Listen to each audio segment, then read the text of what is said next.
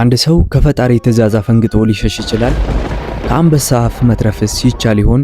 ነገር ግን በትልቅ አሳ ሆድ ውስጥ 3 ቀንና 3 ሌሊት ቆይቶ በሕይወት መውጣትስ? ዛሬ ስለ ጥንታዊቷ ነነዌና ስለ ነብዩ ዮናስ አስገራሚ ታሪክ እንመለከታለን። ሰላም ጤና ይስጥልን ውድ የቻናላችን ተከታታዮች፣ እንዴት ናችሁ? እንዴት ከረማችሁ? ዛሬም እንደተለመደው አስተማሪ የሆነውን የዮናስን ታሪክ ይዘንላችሁ መጥተናል። ይህ ሚዲያ አዲስ ሚዲያ እንደመሆኑ ሰብስክራይብ እያደረጋችሁ ቤተሰብ ሁኑ እንላለን። ይህን ቪዲዮ ስትመለከቱም ላይክ ማድረግ እንዳይረሳ። ዮናስ ማን ነው? ዮናስ ማለት በዕብራይስጥ ርግብ ማለት ነው። ርግብ የሰላም ምልክት ብትሆንም ዮናስ ግን መጀመሪያ ላይ ሰላምን ይዞ ወደ ነነዌ ለመሄድ ፈቃደኛ አልነበረም። ዮናስ የአሚታይ ልጅ ሲሆን የገሊላ ክፍል በሆነችው በጋታ ሐፌር ተወልዶ ያደገ የእግዚአብሔር ነብይ ነው። የእግዚአብሔር ቃል ወደ ዮናስ መጣ። ተነሰ፣ ወደዛች ወደ ታላቂቱ ከተማ ወደ ነነዌ ሂድ፣ ክፋታቸው ወደፊት መጥቷልና በእርሷ ላይ ስበክ። ዮናስ ግን ወደ ነነዌ መሄድን አልፈለገም። ለምን? ምክንያቱም ነነዌ የአሦር ዋና ከተማ ነበረች። አሦራውያን ደግሞ የእስራኤል ቀንደኛ ጠላቶችና ጨካኞች ነበሩ። ዮናስ ጠላቶቼ ንስሐ ገብተው ቢድኑስ የሚል ስጋት ነበረው። ዮናስም ከእግዚአብሔር ፊት ለመሸሽ ወደ ተርሴስ የአሁኗ ስፔን አካባቢ ለመሄድ መርከብ ተሳፈረ። እግዚአብሔር ግን በባህሩ ላይ ብርቱ ነፋስን አስነሳ። መርከቧ ልትሰበር ቀረች። መርከበኞች ዮናስን ተነስና አምላክህን ጥራ አሉት። በመጨረሻም ዮናስ የሰማይ አምላክ እግዚአብሔር የማመልክህ ዕብራዊ ነኝ፣ ይህ መቅሰፍት የመጣው በእኔ ምክንያት ነው ብሎ አመነ። ዮናስ ወደ ባህር ሲጣል ወዲያውኑ ባህሩ ጸጥ አለ። ዮናስ በባህር ውስጥ ሲሰምጥ እግዚአብሔር ታላቅ ዓሣን አዘጋጀ። ዓሣውም ዮናስን ዋጠው።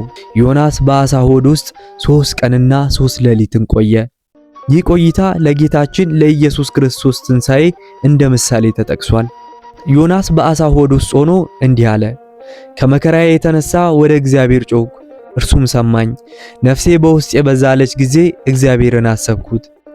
ዮናስ ንስሐ በገባ ጊዜ እግዚአብሔር ዓሣውን አዘዘው። ዓሣውም ዮናስን በየብስ ላይ ተፋው። እግዚአብሔር ለሁለተኛ ጊዜ ተነስተህ ወደ ነነዌ ሂድ አለው። በዚህን ጊዜ ዮናስ አልዘገየም። ነነዌ በእግር ለመጓዝ 3 ቀንን የሚፈጅ ታላቅ ከተማ ነበረች። ዮናስ ገብቶ 1 ቀን መንገድ ያህል ተጓዘና በ3 ቀን ውስጥ ነነዌ ትገለበጣለች ብሎ ጮኸ።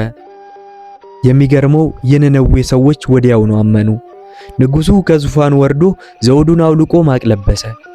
ትእዛዝ አስተላለፈ። ሰውም ሆነ እንስሳ አንዳች አይቅመስ፣ ወደ እግዚአብሔር አጥብቀው ይጩኹ። እግዚአብሔር ከክፉ መንገዳቸው እንደተመለሱ ባየ ጊዜ ሊያመጣባቸው ካሰበው መቅሰፍት ተመለሰ።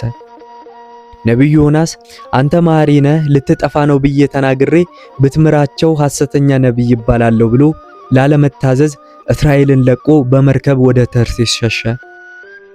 እግዚአብሔር ታላቅ ነፋስን አስነስቶ መርከቧ በማዕበል እንድትመታ አደረገ።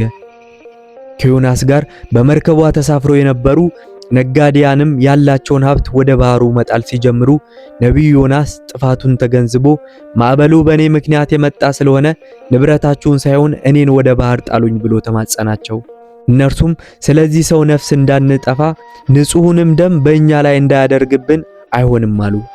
ወደ ባህሩ ለመጣል ዕጣው በዮናስ ላይ ስለወጣ ነጋዴያኑ ዮናስን ወደ ባህሩ ጣሉት።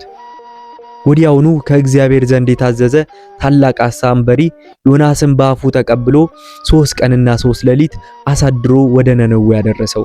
እግዚአብሔር የቅል ተክልን ምሳሌ በማድረግ ቅጠሉ በመድረቁ ዮናስ ባዘነ ጊዜ አንተ ላልደከምክበትና በአንድ ቀን በቅሎ ላደገ ቅል ስታዝን፣ እነሆ በታላቂቱ ነነዌ ከተማ ያሉ በ120,000 በላይ ሕዝብና እንስሳት የእጄ ፍጥረቶች ስለሆኑ ያሳዝኑኛል በማለት ነብዩ ዮናስም ውሸታም ላለመባል መኮብለሉ ስህተት መሆኑን አስረድቶታል። ዮናስም ነነዌ መሬት ላይ መድረሱን ባወቀ ጊዜ ከእግዚአብሔር መሸሽ አለመቻሉን ተረዳ። የነነዌ ሰዎችንም ንስሐ ግቡ እያለ መስበክ ጀመረ። የነነዌ ሰዎችም ንስሐ በገቡ ጊዜ እግዚአብሔር ይቅር ብሎ ከጥፋት አድኗቸዋል። ሐሰት እንዳይባልም እሳቱ እንደ ደመና ሆኖ ከላይ ታይቷል።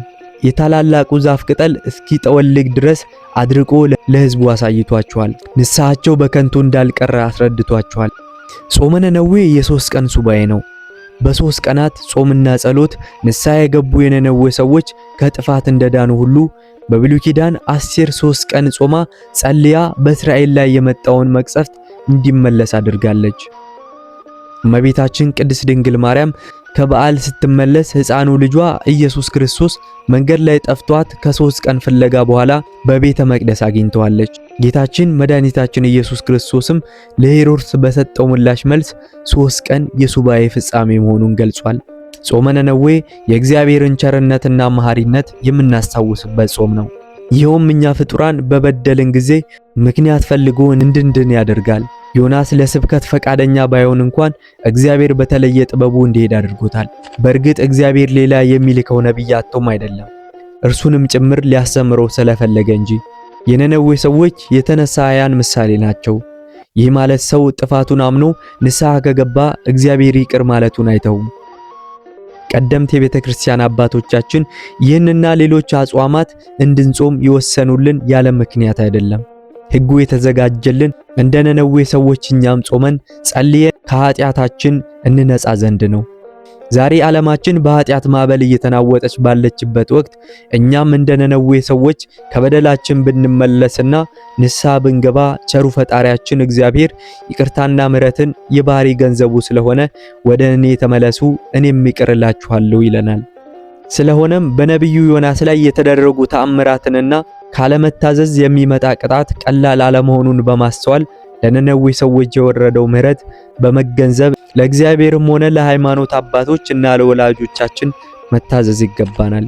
ስንጾም እግዚአብሔር አምላካችን መዓቱን በምሕረት ቁጣውን በትዕግስት መልሶ በኃጢአት ለጠፋው ዓለም ይቅርታውን ይልካል። ነነዌ በንስሐ ተረፈች። እኛስ ከእግዚአብሔር ጥሪ እየሸሸን ይሆን ወይስ እንደ ነነዌ ሰዎች ንስሐ ለመግባት ዝግጁ ነን?